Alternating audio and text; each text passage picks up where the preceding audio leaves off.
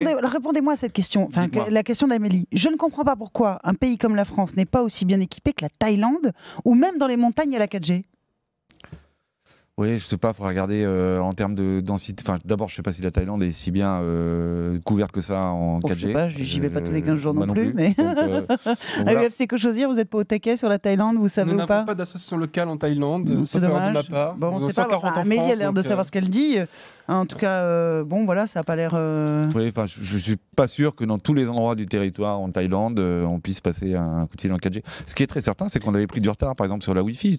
C'est incontestable qu'en France, par exemple, quand vous arrivez dans une gare, et moi j'en emprunte suffisamment, je trouve insupportable qu'on ne puisse pas avoir une connexion, que ce soit en 4G ou que ce soit en Wi-Fi public. Et ils sont nombreux, les pays Oui. aujourd'hui dans la planète où vous ne vous posez même pas la question de savoir si vous pouvez vous reconnecter en Il est descendant de partout, l'avion. oui, C'est absolument. partout. Ouais. En France, c'est pas suffisant. Non. Quand vous prenez le train et que vous voulez travailler tout au long de votre trajet, moi je le fais suffisamment entre Oui.